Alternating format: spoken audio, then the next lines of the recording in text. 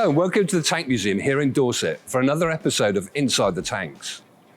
Today we're going to take a closer look at a tank that incorporated a host of revolutionary design features.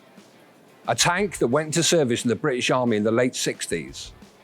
A tank that those of us that served on it absolutely loved, but also drove us to despair.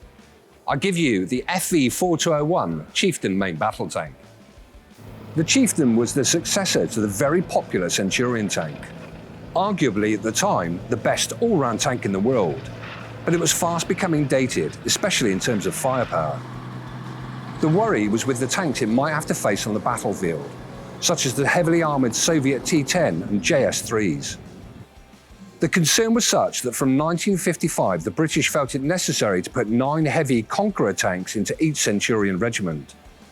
With their 120mm gun they could deal with the heavily armoured Soviet tanks, leaving the Centurions to deal with the less armoured medium tanks, such as the T-34s and T-55s. But this mix of tanks was a less than ideal situation. What was really needed was a single design, combining the firepower of the Conqueror's 120mm gun with the mobility and general usefulness of the Centurion. Enter the Chieftain. On the development road to the finalised Chieftain, there were several prototypes. Come with me.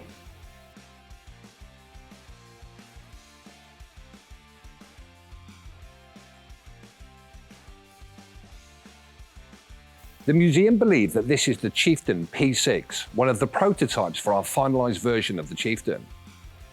It's the oldest existing Chieftain in the world and was rescued from a scrap heap back in 2011. Chieftain was an extremely well protected tank, especially after the Stillbrew upgrade which came in 1986. The project was named after the military lead, Colonel Still, and the lead project engineer, John Brewer. The ride was certainly an improvement over the Centurion, utilising Horseman suspension units. The Horseman suspension system was effective and straightforward, utilising these coiled springs. The whole system was self-contained within this bogie, meaning that if there was any damage to it, it could relatively easily be removed and replaced. The Chieftain was the last tank to utilise this basic system. A new track consisted of 96 links, and track maintenance was a never-ending task. At every available opportunity, the driver would have to jump out of the cab, come and check the track for its tension and also for any damage. Running down the entire length of the tank are these, the skirting plates, sometimes referred to as bazooka plates. Now, when we were in long-term hide positions, what we could do is undo the bolts at the top here, and the whole thing would actually fold down, and it would make a table. Very civil. Up here, you can see one of our 2 banks of multi-barreled smoke grenade discharges, a means to give a rapid defensive smoke screen around the vehicle. The firing controls are between the gunner and the commander in the turret. Just a few of the things that we'd find on the back of the tank. We've got a stowage bin located here, and on top of that we've got a first aid kit. We can see one of our exhausts, and next to the exhaust is the tank telephone. Now, the tank telephone was just a means whereby the infantry on the ground could communicate with the turret crew. Next to that, we've got the gun crutch or the gun clamp. As the name suggests, if there was a problem with the main armament, we could traverse the gun over the back decks and secure it in this clamp. Underneath the clamp, we can see the convoy light, and the final thing really to mention is the spare track links. You can see we've got 1 fitted here, but usually we carry 2 on board Chieftain. At the rear of the turret is the NBC pack. Nuclear, biological and chemical warfare was much trained for, and this 4-stage filtration system would theoretically purify air for the crew. That being said, there was still, however, a need for the crew to don full protection equipment, which included the respirator if needs be, a training task we all hated. So here we are now on top of the turret, and just a few of the major things that you can see. Just to my right, closed at the moment, is the NBC pack. Directly beneath my feet, we've got an access hatch, and underneath here you'd find 2 turret batteries. You can see access to the turret there. On the right, we've got the commander's hatch. To the left, we've got the loader's hatch. For the commander's hatch, this is where the gunner and the commander would enter the turret. On the vision cupola for the commander, he's got a GPMG mount fitted and a GPMG in place at the moment. On the left-hand side, this is an older variant of Chieftain, so we haven't got thermal imaging, we've actually got the searchlight fitted. If we move further forwards, we've got the MRS, the muzzle reference system light source located there, and just to the right of that, we can see the mount, the armoured cover for the gunner's sight. If we now go all the way forwards, we can see a small groove and aperture, and underneath here, that's where we'd find our auxiliary sight for the gunner. The main armament was formidable.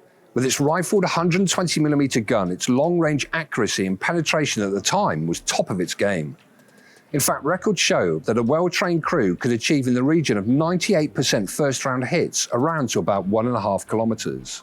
In the design phase, one of the most important considerations was choosing the optimum caliber. It had to be capable of defeating the Soviet heavy tanks at, and I quote, as long a range as possible, and also needed to have the potential for improvement, mainly in terms of new ammunition. The gun could fire a wide range of ammunition, but the most commonly loaded types were HESH, high explosive squash head, and APDS, armor piercing discarding sabot, or practice rounds equivalents for both types. The gun was fully stabilized with a fully computerized integrated fire control system. On the barrel, we have a two-part thermal sleeve. Its primary purpose is to provide a more consistent temperature to the barrel, preventing distortions due to thermal expansion caused by the temperature differences around the barrel when firing. Holding the sleeve in place are several clamps. At the muzzle end, we have a rubber shroud with a polished steel mirror underneath. On the turret roof is a light source, which when switched on shines a red light into this mirror. This then gets reflected back into the gunner's sight. It was a quick and accurate way to ensure what the gunner was aiming at was aligned with the muzzle of the gun, and played a key part in the remarkable accuracy of this gun. Let's take a closer look inside. So here we are now in the commander's position. Now the commander is the man with overall responsibility for the entire crew. Some of the things in the commander's position that you can see, well, all the way around me I've got episcopes or periscopes. So the commander's actually got a pretty good 360-degree field of view. Directly to my front, I've got this binocular type sight. And to the left of that, you've got the commander's firing control handle. As the name suggests, this is the ability where he can actually fire the main armament and select between coax and main armament on there as well. Also located on here, we've got a rocker switch. Now this rocker switch actually does the lays and auto-lay procedure for the tank. Across to the right, we've got a map light, and just to the right of the map light, we've got the CCMU, or the Commander's Control and Monitoring Unit. Now the CCMU is really a ballistic computer or calculator. It's a means whereby the commander can enter information that's deemed via the MET probe located on the outside of the turret concerning the ambient weather conditions. Now, of course, all of this information is critical to accurately lay and fire the gun. Just to the left of the CCMU, we've got this dog clutch. If I push this dog clutch in, it enables me to traverse the cupola left and right. Just to the right on my knee, we've got the grip switch and thumb controller. Now this just enables the commander by power traverse to traverse left or right and also elevate or depress. The interesting thing about the commander's control is, although it's duplicated or replicated down in the gunner's position, this one actually overrides anything the gunner does. And really the final thing to mention whilst we're in the commander's position is the commander's seat itself. This can be elevated or depressed so that you can actually put your head outside, and this is just done by this hydraulic pump here. And that's the commander's position. And now we're going to look at an incredibly uncomfy position, that of the gunner.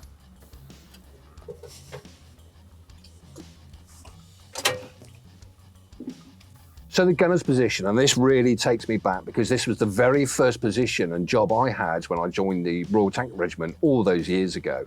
It's a terrible position, incredibly uncomfortable, and as you can imagine with the commander sat behind you, kicking you in the back all the time, not great at all. Some of the main controls that we find down here, well, just to my left, we've got the auxiliary sight. Directly to my front, I've got the sight laser rangefinder. Underneath that, we've got the elevation hand wheel, and all the elevation hand wheel does is enables us to elevate or depress the main armament manually. And between my legs, we've got the gunner's fire control handle, which is exactly the same as the commander's fire control handle that we saw earlier on. To the right of that, he's got the grip switch and thumb controller. Again, exactly the same as the commander's one. So it just enables the gunner to traverse and elevate the main armament by powered traverse or powered elevation. And to my right, we've got the traverse hand wheel. And you'll see over on the right-hand side here, numerous amounts of buttons and switches. We've got the controls for actually starting the gun control equipment. We've got numerous amounts of circuit breakers and fuses. We've got lighting controls. And just to the right here, you can see where the key is. We needed a key to put in there and actually activate the laser. And the final thing, we looked at it on the outside, but here are the controls where you can actually fire our multi-barrel smoke grenade dischargers. Let's now look at our final turret crew position, and that's the loader. So here we are now in the loader's position. Best position in the turret, purely because you've got more room than any other member of the crew. Some of the things you can see around me, well, let's start with the singularly most important thing that any tank ever had, and that is the BV, or the boiling vessel. Now, the boiling vessel, as the name perhaps suggests, is just a means where you can boil up water and the crew can have a cup of tea, cup of coffee, and also heat up some of their boil-in-the-bag rations. And it is absolutely fantastic. It wouldn't actually be kept here. There is actually a bracket just down here where it sits on. Now, the important thing to remember for the loader, of course, is that when this is being used and on this bracket, he has to remove it before firing, because if he doesn't, the breech of the main armament is actually going to crash through here and destroy the boiling vessel. Some of the other things you can see, we've got numerous amounts of ammunition located on board the vehicle. 64 rounds in total could be carried within the turret. But to be perfectly honest, many times we had more than that, purely because you can actually stack them up on the turret floor. Now, as well as loading the main armament, the operator is also in charge of the radio communications. So just to my right here, we can see we've got two VRC 353s, which are very good radios. Ammunition-wise, you can see at the moment we've got a dummy bag charge here. Now, the bag charges were actually kept in these containers just to my right knee, and these are located around the turret sill. Inside those containers are a amount of coolant, so it can actually keep the bag charge cool when it gets hot outside, and also pretty safe as well. So the idea was, if the turret is penetrated, it actually prevents the bag charges from cooking off and exploding. Final thing really to mention over this side at the moment is the safety switch. Now, the safety switch is pretty important. The reason being, of course, if it's in a safe position where it is now, the gun can't fire, and also it means that the turret can't traverse. Now, the reason that's so important for the operator is because where I'm standing at the moment on the turret turntable, there are so many places where you could actually get your legs, your feet, your arms, your hands trapped when you're actually doing powered traverse. When it's to live, everything, as the name suggests, is live, and powered traverse is enabled, and also the gun can actually fire. Moving our way around the turret, we've got the NBC control panel, and this controls the fan speeds for the NBC pack we saw earlier on the outside of the turret. Across to the front left here, again, more stowage positions for main armament rounds, and down here we would have found 6,000 rounds of 7.62mm ammunition, all linked together and then fed up via the feed tray into our coaxially mounted machine gun located on the top of the breech. Just a few of the major components that you can see perhaps on the breech ring area. We've got the remote cocking handle for the coaxially mounted machine gun. This item here is called the stop running back. Now, the stop running back is fitted on there really to prevent, as the name suggests, the breech in the event of a loss of hydraulic pressure from actually falling back or retreating back on its own. Of course, this would be pretty dramatic if you were the poor old loader and stuck behind it. Recuperator, replenisher, all part of the hydraulic system as far as the main armament is concerned. On my side, we've got the breech mechanism lever, which is this lever here, and that's just a means where if I squeeze this in, push forwards, I can actually open the breech, located down the centre here, and the breech closing lever, a sharp tug towards me, and that would actually slam the breech back up in position after the loading sequences can be completed. Some of the other things, and probably the incredibly important thing for the loader, is the loader's firing guard itself. If I pull this forwards, that's the firing guard now made. And what that means is the gun will be completely loaded at that stage, and the firing circuit is actually completed and the main armament is enabled to be fired. And the final thing really down on there, we've got the vent tube loader located right down at the bottom, and that's the means where we actually load those vent tubes into the main armament to initiate the whole of the firing sequence. And this was the Achilles heel for the Chieftain, the Leyland L60 multi-fuel engine. It was incredibly underpowered, and its reliability was absolutely atrocious. In fact, it was estimated that before upgrades were carried out, it had a 90% breakdown rate. Why multi-fuel? Well, in 1955, the NATO policymakers recommended the use of multi-fuel engines, as there were concerns that diesel might become scarce during war. Sensibly, all nations ignored this, except for Britain. It might be wrong to blame all on the engine. After all, by this stage, the tank was weighing in around 55 tons with all the add-ons, a far cry from the initial planned 45. For us crews, it meant we had an unreliable, underpowered engine that required constant maintenance and repair. Oil and coolant leaks were common, In fact, anything that could leak would.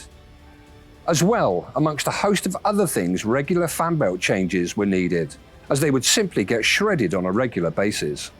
The TN12 gearbox wasn't all bad. It offers 6 forward gears and 2 reverse, and also incorporates a triple differential steering system. Let's now take a closer look in the driver's cab.